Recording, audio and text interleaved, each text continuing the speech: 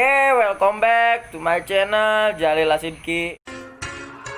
Ice cream, bring that ice, boy. Walking, know that side, yeah. They can't tell me why. Word, I don't even need no lies. Ayy, got my own little spy. Ayy, look me in my eyes.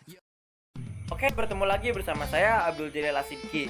Pada kesempatan kali ini saya akan membahas atau menjelaskan sedikit hal tentang latihan kekuatan dan daya tahan. Apa sih itu latihan kekuatan dan daya tahan?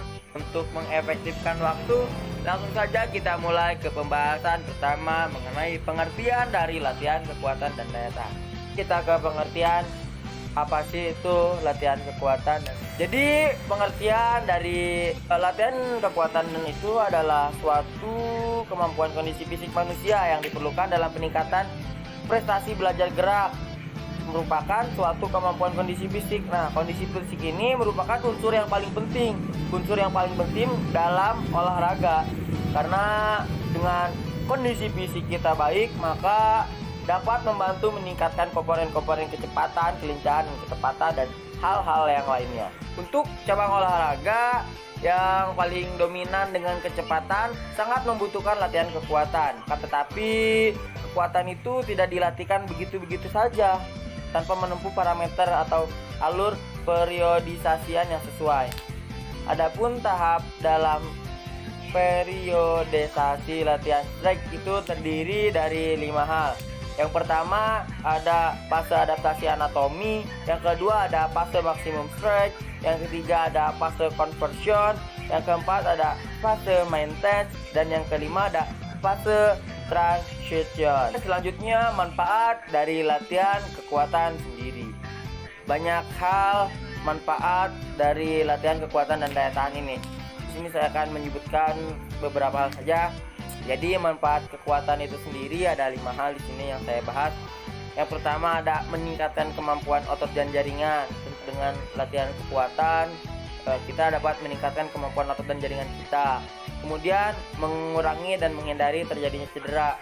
Ketika kita sudah melatih kekuatan kita, maka tentunya tubuh kita pun akan kuat, sehingga resiko keseleo atau cedera hal lainnya itu akan dihindari. Selanjutnya meningkatkan prestasi. Nah, dengan kita melatih kekuatan, tentunya kemampuan kita dalam berolahraga pun akan cukup baik, sehingga kita dapat meningkatkan prestasi.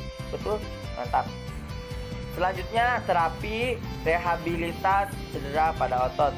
Manfaat latihan dari kekuatan ini sendiri bisa menjadi terapi buat rehabilitas cedera pada otot.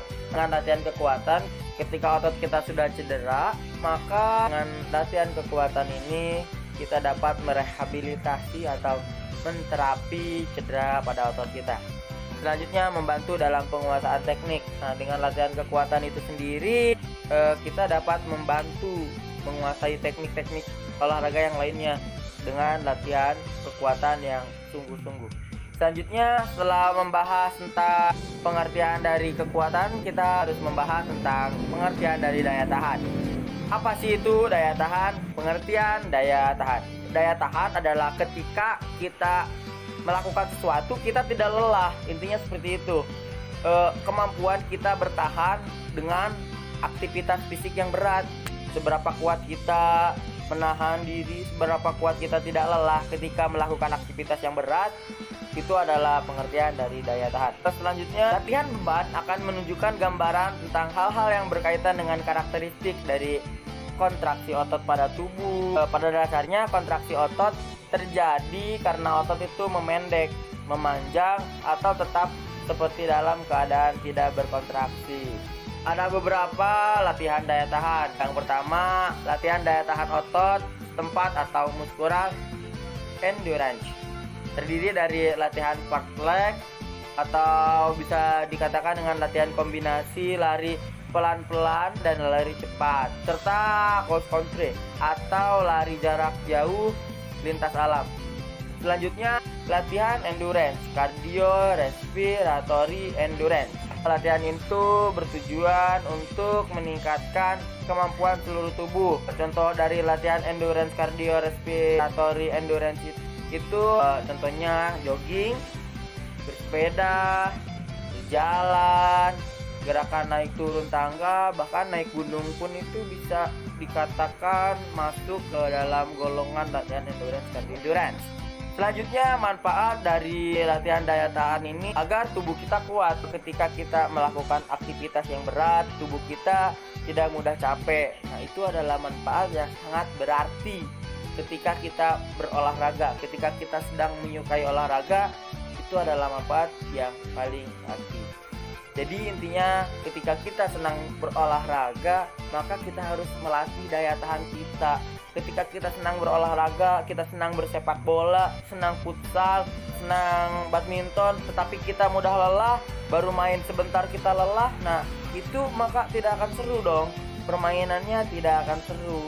Sepak bola dimainkan 2 kali 45 menit. Ketika kita 5 menit sudah turun, kita 5 menit main, sudah capek, sayang dong sisanya.